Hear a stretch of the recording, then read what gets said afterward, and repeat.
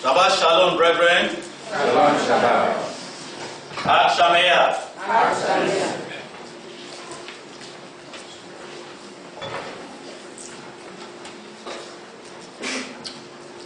Well, I must confess that most of the things I'm probably going to be saying is something you must have heard before. And as a matter of fact, with Mr. Dimeji Yaku coming here this morning with his message, says so much about what I have to say. But then, as I used to learn from my dad, he used to say something, and I'm sure all the old people here will agree with me, that repetition is a form of emphasis. This morning, I would like us to consider for the second plate message, Attaining Completeness. Attaining Completeness. I was privileged to serve at the camp, the youth camp this year, and some of the themes on this banner here, being like our Heavenly Father, is what we addressed as compass check, Bible study, Christian living. I took one compass check that morning, and in the course of the compass check, I was talking about being perfect, even as our Father in heaven is perfect. One of the campers, a lady, when I read that part in the scripture, Matthew chapter 5, verse 43, talking about, be you perfect, even as the Father in heaven is perfect. I asked all of them a question: is it possible for us to be perfect? The lady said, it's not possible for us to be perfect. And I asked all of them to show by raising up their hand that is it possible for us to be perfect? And a couple of them actually raised up their hand and said it's not possible for us to be perfect because it's only God that can be perfect. And frankly, it is true, but it is not entirely true. God will not tell us to do what He has not provided us with the tools to do. God will not ask us to do what we cannot do. What He has asked us to do is what He has actually sent His Son to do. In answering that lady and a couple of them that said it's impossible for us to be perfect, I quickly turned to Genesis chapter 6, verse 9, the first place that they mention a man to be perfect, talking about Noah. Noah was said to be perfect in his generation. And I told them, this man, Noah, is a human being like you and I. And he is referred to be perfect in his generation. I asked them again, is it possible for us to be perfect? Sure, by raising up your hand. All the hands that went up then was now like, maybe. So they are not getting the lesson that God will not tell you to be perfect if it's not possible. All the people listed in the Bible, just like Mr. Dimeji mentioned, talked about the apostles that had different kind of characters. The people that God had worked with in general over the years, before we got to our own tongue, are people that have issues, that had character flaws, that had so many things going wrong with them, but then God still used them. Turn with me to Genesis chapter 17.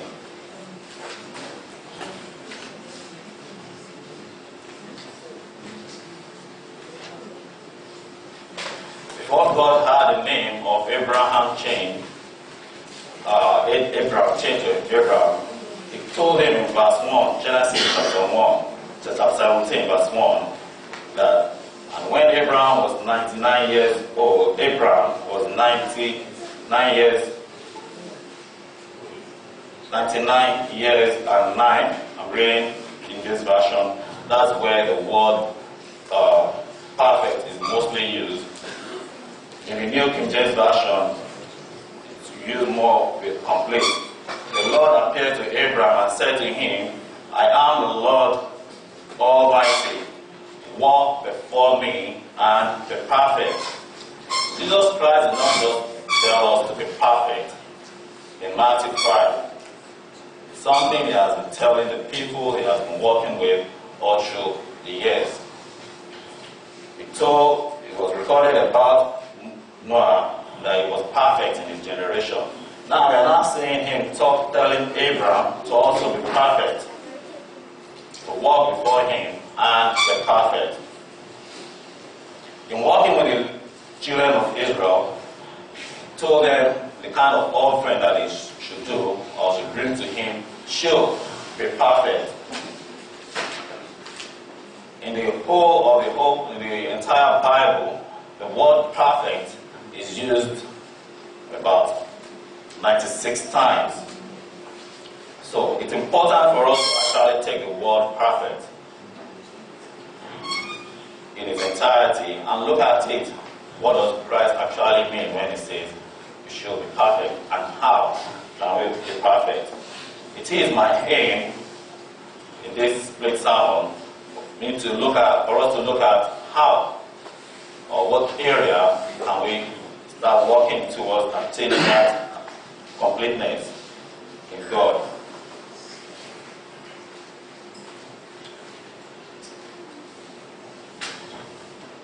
To continue, turn with me to 1 Kings.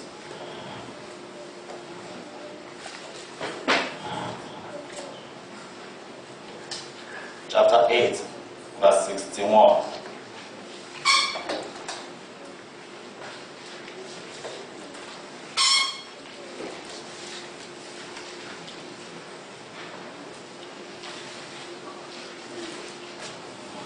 First Kings.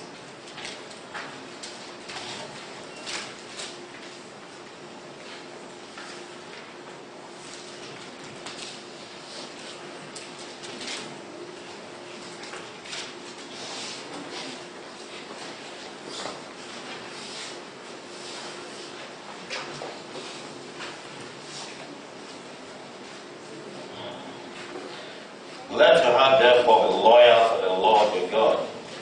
Here in the New King James Version is said to be loyal. In the King James Version, let your heart therefore be perfect unto the Lord your God, to walk in his statutes and to keep his commandment as this day. This is Solomon speaking, talking to the people. And Solomon in his heyday was so wise. It was said to be wise, and at the end of his life he realized that what he stood for in his youthful days happened to be what he now dropped and happened to be the end of his life. As we see in 1 Kings chapter 11, 1 Kings 11,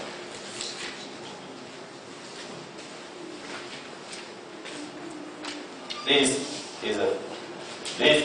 aspect is what Mr. Samson had read before, about him marrying many wives and having so many concubines, and he changed his heart from what God has commanded him to.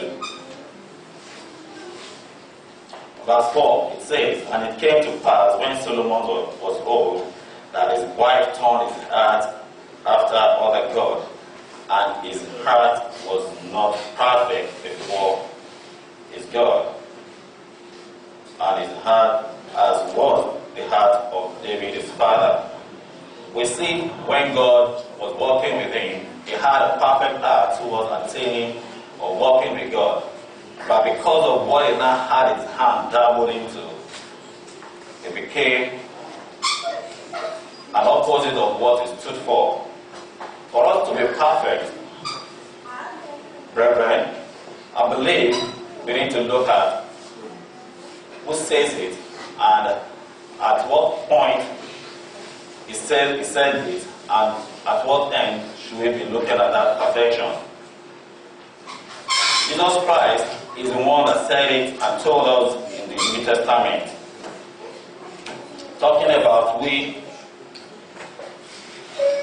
being perfect, even as our Father in heaven is perfect. Jesus Christ was talking and was giving a message. It's called even the Sermon on the Mount. It's the longest sermon that he gave while he was on earth. And on that sermon, at the last part of the sermon, because the book of the Beatitude got across chapter 5, 6, and 7. Let's go to Matthew chapter 7. After giving the message toward the last part,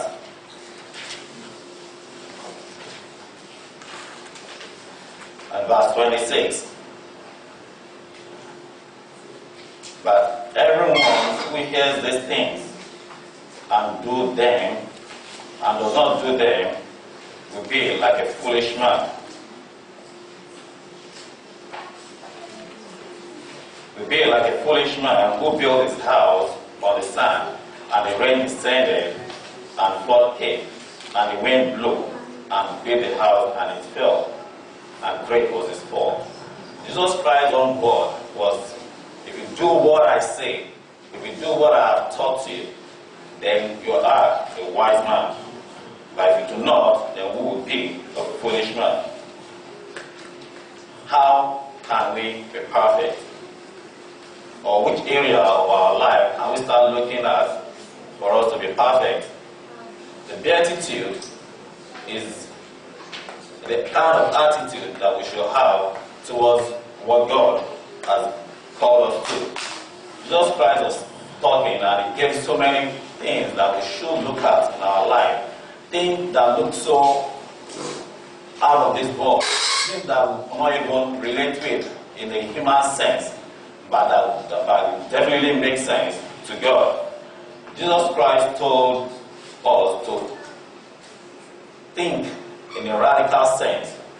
Because how will somebody come to me and probably have me slapped and I'm supposed to turn my second cheek? That is almost humanly impossible. Jesus Christ was talking to the disciples and then to think less of themselves and think about the future. Jesus Christ is telling them to look beyond the physical human being of their life and look into, see things the way it should be in the right perspective. The children of Israel, as are then, the Jews, were expecting the Messiah that is supposed to come and take the kingdom from the Romans. The Romans were actually suppressing them, beating them. They knew that they knew about the Messiah that was supposed to come and take the kingdom, and they were expecting that Messiah to come. And when the Messiah came, and this Messiah was the one telling them, they slapped on the right hand. You are kind of surprised. How could that be? This kind is not the kind of Messiah that we want. But that is exactly what Jesus Christ wanted them to have. That submissive heart, that kind of heart that think less of themselves and more with God. God called the children. When Jesus Christ was talking about talking to the disciples to live beyond that level, beyond that mediocrity, that life that they have, to think higher than that. In what ways, in what areas can we attain perfection?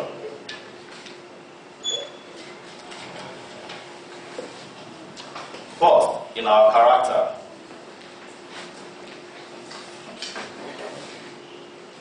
We can attain, we can have, in this life, we can be flawless if we aspire to be as much like Christ as possible. In everything that we do, we try to think, if you live to Christ, if you do things thinking, putting on Christ first, and our character is channeled and patterned toward that life, we can become flawless in the sight of God. It might look stupid to the world, but it's definitely meaningful to God. Because I can't fathom it, I can't even think it myself. If Jesus Christ says, it's on demand your suit, give him your shirt as well. Going an extra mile for someone that's actually accusing me. It's humanly impossible. But Christ wants us to think, not like with our human sense, but with that spiritual being, spiritual calling that He has called us into.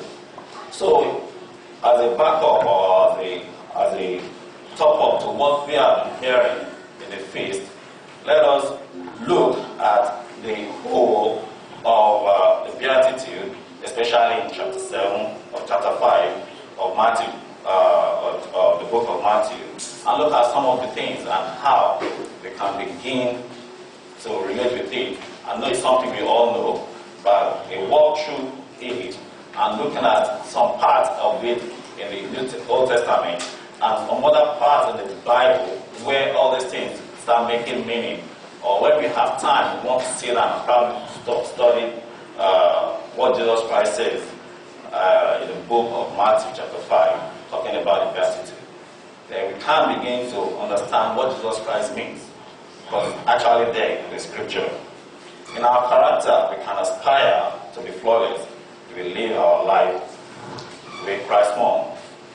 Also, another way we can achieve that completeness in God, that perfection, is in our holiness to God. God was talking to the priest when Nadab and Abihu abused the offering, the life that they were supposed to take, but they used another kind of and they were killed. God told Aaron that before the people, you must be holy. Before the people, we have to be holy. The Pharisees of the days of Jesus Christ, they had some form of holiness in there.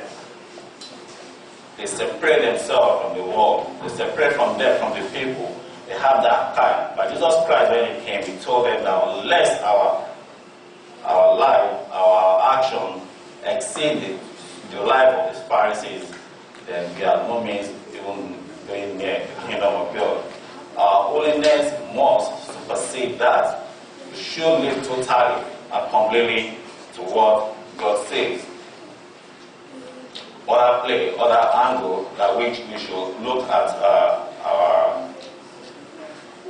aspire to attain completeness with God is in our maturity. We cannot achieve Christ-like character and holy living all at once, but we must grow towards maturity and wholeness, just as we expect different behavior from babies, a child, a teenager, and an adult.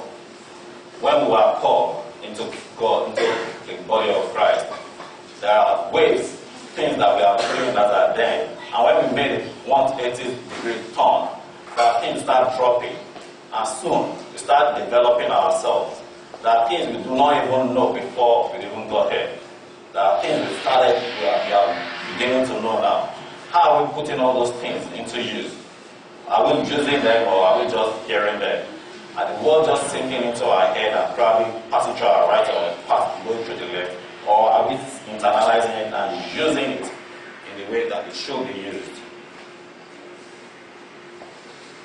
We cannot all the time be a baby in the world, or a child, or a teenager. We need to grow and advance in the way we should mature in the Word of God. God expects us to be spiritually dependent. God wants us to mature. So we should not drink milk alone, but eat solid food. That's talking about maturity. And of course, the fourth way in which we will attain completeness is in love. Much of this has been said. Remember Mr. Lawa talking about loving endlessly, loving selflessly, and so on and so forth. So, brethren, let's quickly walk through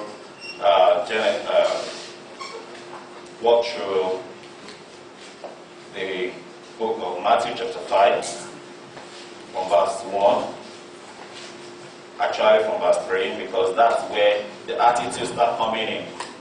Talking about the attitude that we should begin to have in dealing not with ourselves alone, but dealing with people around us. In verse 3, it talks about the poor in spirit. It it talks about the poor in spirit. In this world right now, what we see mostly is pride and personal dependence. I can't do this all by myself. Or what I've learned is just enough. I don't need anybody to come and tell me this is how I'm supposed to be living with, having my relationship with you or with God. Isaiah chapter 57, verse 15.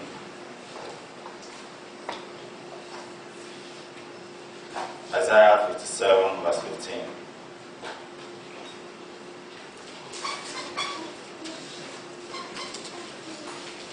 Isaiah 57.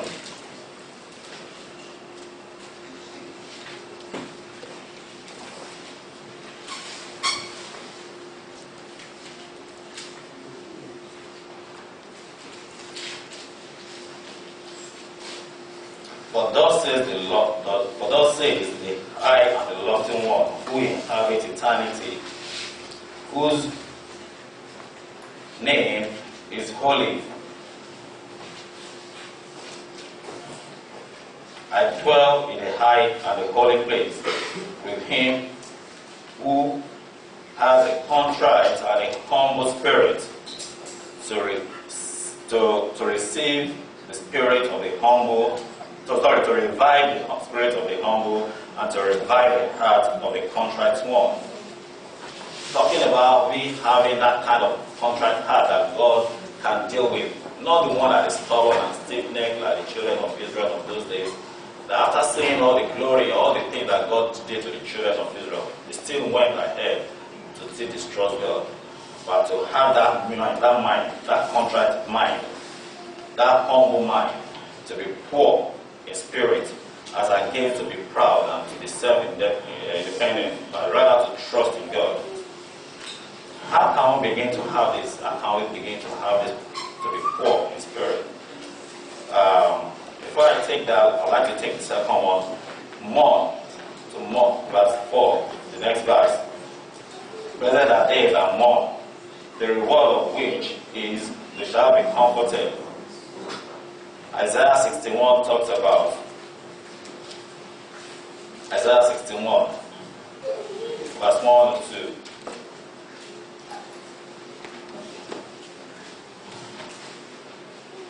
The Spirit of the Lord is upon me, because the Lord has anointed me to preach good tidings to the poor. He has sent me to heal the brokenhearted and to proclaim liberty to the captive, and the opening of the prison to those who are bound, to proclaim the acceptable year of the Lord and the day of vengeance of our God, and to comfort all who mourn. To comfort all who mourn. In this world that we live in now, we do anything to just be happy. People even attach happiness to the amount that they have in their account, which is not too bad. But when our happiness or the joy that we have that are supposed to even build around God is based on things, without physical things, and less on spiritual things, then we are not doing right with Jesus Christ, that attitude of the mourning, because we can't be comforted in that way. All those things, all those physical things can fade away like this. So what happens? We start feeling, this thing has gone. We start getting so sorrowful, so pitiful, and at the end of the day, we get so depressed. When we are supposed to be channeling our mind and our attitude toward understanding what God wants. James chapter 4.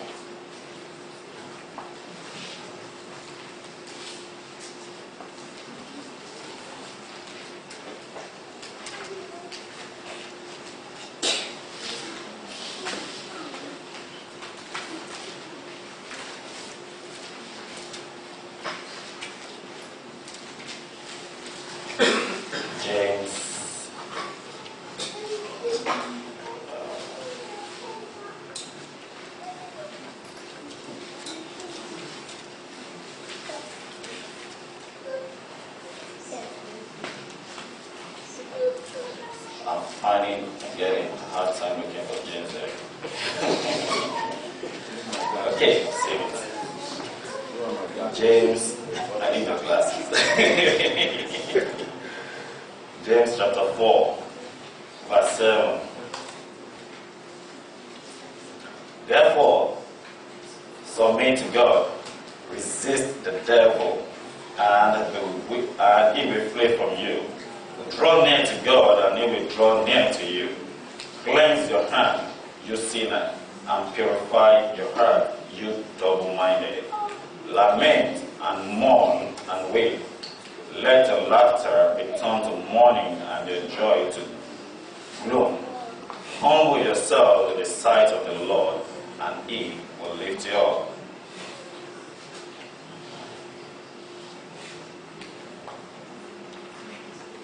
We can develop the attitude of being poor in spirit and ability to mourn because of the benefit of we have been in the kingdom of heaven, and also comforting ourselves as we mourn for the word of God.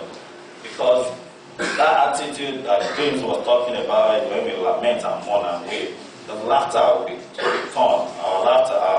Let your laughter be turned to mourning and our joy to gloom.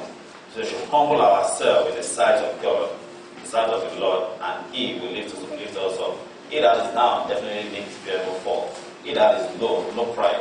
But if you are haughty and naughty in our approach to God, how can we even have that receptive mind to even learn from God? Attaining perfection, attaining the completeness, also we need to learn to be meek. Jesus Christ said, "Blessed are the meek, for they shall inherit the earth." Jesus Christ was quoting Psalm 37. Just like quoted Psalm 37.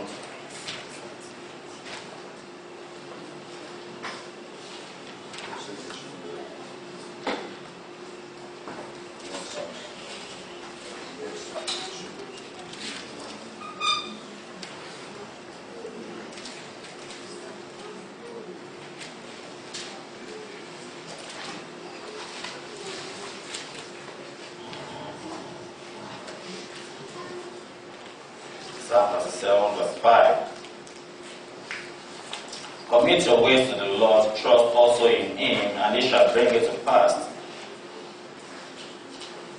He shall bring forth your righteousness as the light and your justice as the noonday.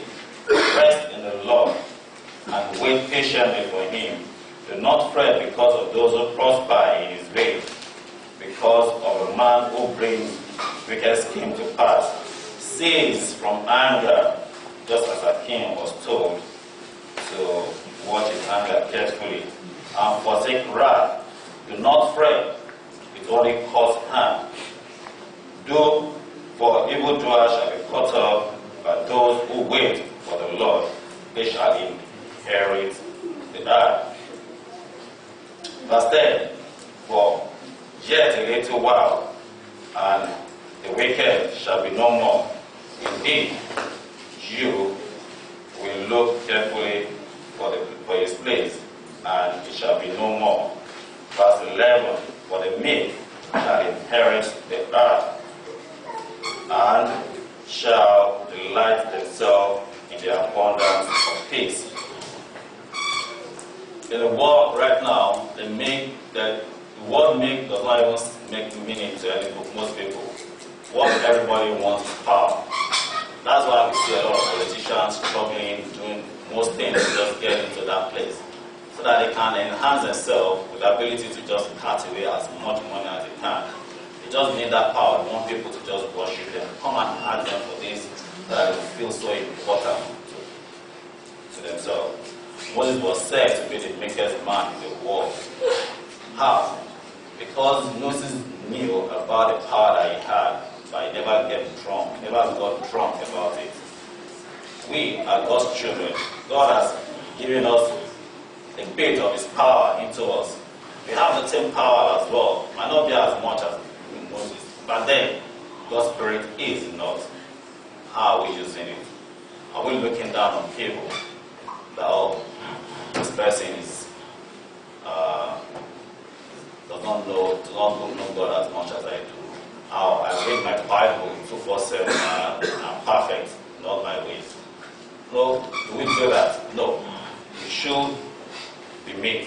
We should learn to be made just as Jesus Christ asks us to. The next on the beatitude is righteousness. Blessed are you, said, because they shall be filled. Right now in the world, our personal pursuit is what we want. The word righteousness is almost far from us.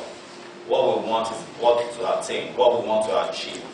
What our goal is, our educational background, our ability to be counting several digits of figures in our account.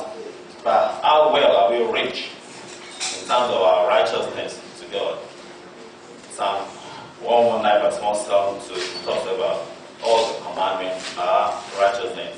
It is God that can impute righteousness into us. But when we put our personal need ahead of God, what God wants, then we can be righteous in that aspect.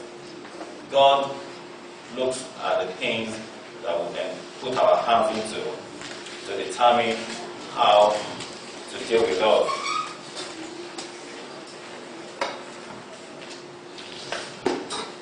Verse 7 of Matthew chapter 7 or Matthew chapter 5 talks about the mercy, because they shall be shown mercy. Are we in that position of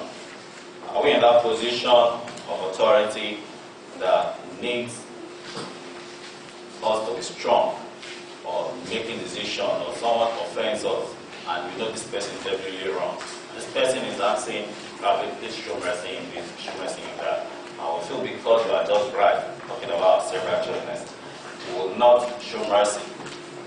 If someone comes to us for a need, a particular thing, and we choose to just turn our back because we feel it is a problem and I don't need to be involved with that. We have brothers who should be knitted in that. Ephesians chapter 5.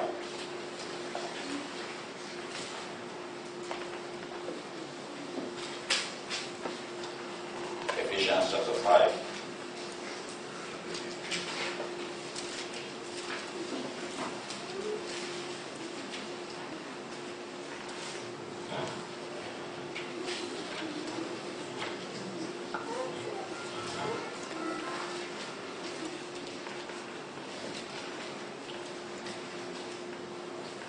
Verse 1 and 2.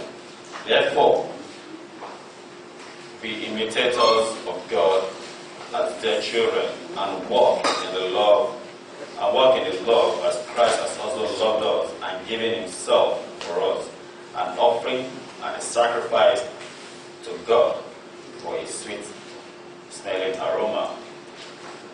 We care to love one another. Probably when someone comes to us for mercy, probably consider the person, I don't need to do that, don't worry, it's been dealt with. I've forgiven you a long time ago. We have to work on this, we can do it together this way. I mean, be more proactive in dealing with the person.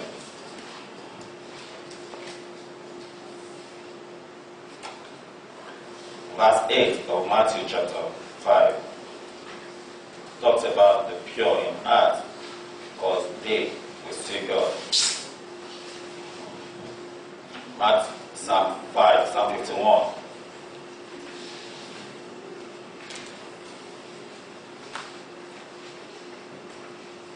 Psalm 51.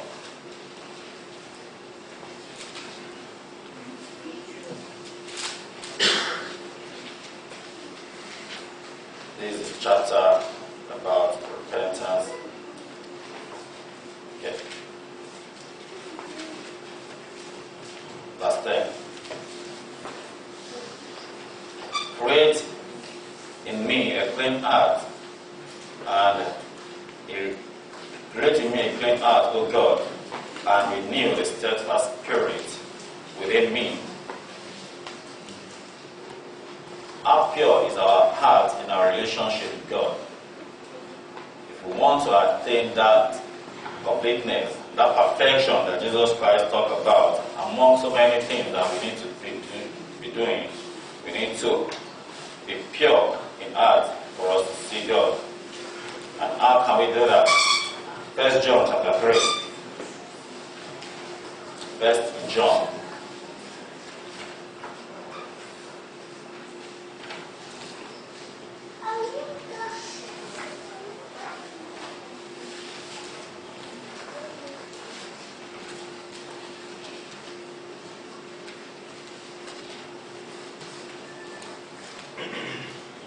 Verse 1 to 3. Behold, what manner of love the Father has bestowed upon us, that we should be called children of God. Therefore, the world does not know us because it did not know Him. Beloved, now we are children of God, and it has not been and it has not yet been revealed what we shall be, but we know that when He is revealed, we shall be like Him, for we shall see Him as He is. And everyone who has his hope in Him purifies himself, just as He is pure.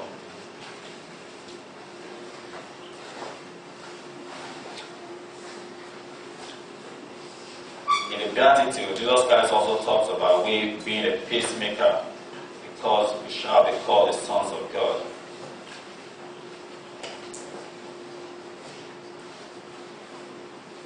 In this world that is having a lot of issues, we're having crises, and Boko Haram is bombing places, and brothers are beginning to betray brothers, having clashes here, ethnic crises. We hear about the Jaws and the Shekuris fighting in the past. We hear about the Igbos talking to the Yorubas, the Hausas, so many ethnic.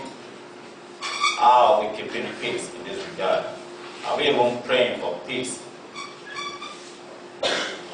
God was talking to Jeremiah that the people of Israel should pray for the peace of where they are, because in the peace of that place, they will also have the peace to also worship Him. Are we even seeking the peace of Nigeria as a whole? When we are having issues with our brother or our brother offends us, are we even taking the first step to even talk to him, talking about seeking peace with one another, so that we can be called the children of God? Turn with me to Romans chapter 12.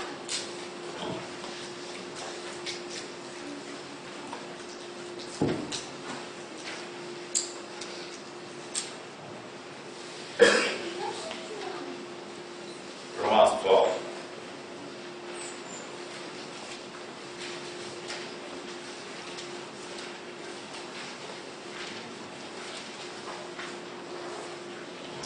Verse 9.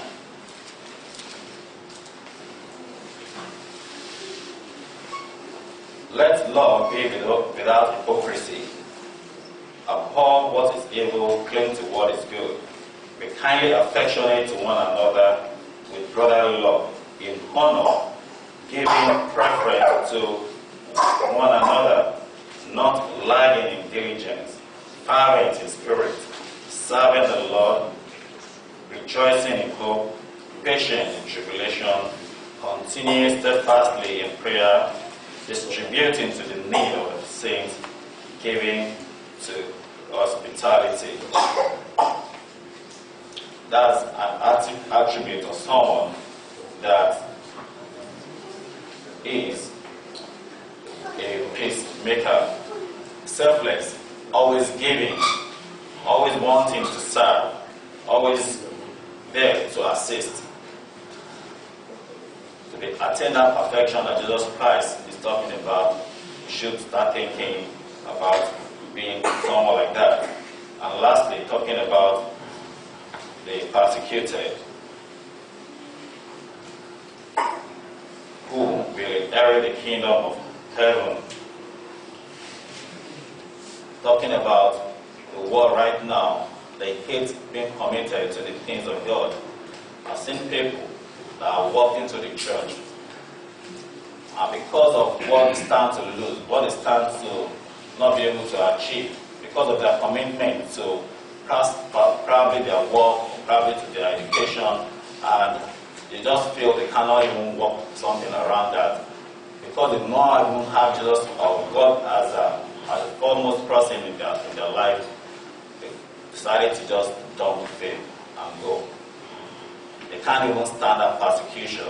Mr. Ogundipe Senior was talking about if you have to go through this life, go through a lot of trials. Are we prepared for that? We have to be able to give it all, give it our best, give it all our life into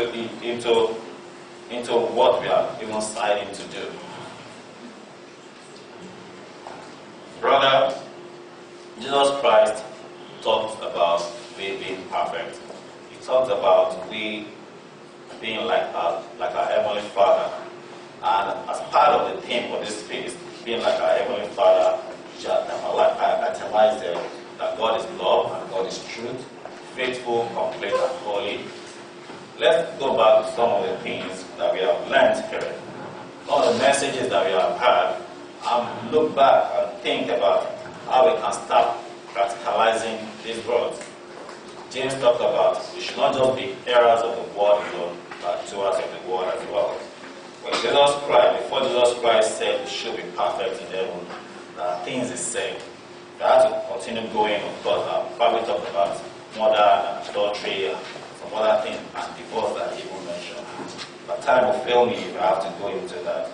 But I will implore us to please go into our Bible study to read the book, the book of Matthew chapter 5 and 6 and 7, talking about the Sermon of the Mount, and find ways and means by which we can start living according to that. Because until we start doing things that Jesus Christ said, you know that, because he said, anyone that does this thing that I'm saying is a wise man, then we are not attaining that completeness, that perfection. He said we should be perfect in heaven, just as our Father in heaven is perfect. Jesus Christ prayed like a professional and lived that life. He said he is a man that lived without sin. Even in the life that he lived, he said that things he even learned to be this as well. We should not settle for the second best, just as Mr. Ikeji mentioned. We should not settle for the second best. We should aim for that perfection, that thing. That doesn't mean that we will not sin. Our sinful nature will definitely want to bring us down that we cannot do this. We didn't want that was telling us that this is impossible, that we can't do it. But Jesus Christ said it's possible. It is possible.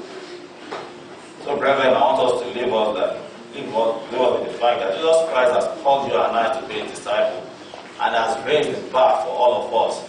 Not just to remain where we are or to say, this is how far I can go, I can't do more than this. But there is room for improvement in everything. Even whatever you have learned today, tomorrow, all through this phase that we've learned before, we can still improve and be a better person in doing all this. Let's attain that completeness. Let's attain that perfection. Let's truly, in our hearts, be like our Heavenly Father. Pax Samia, brethren. Pax Samia.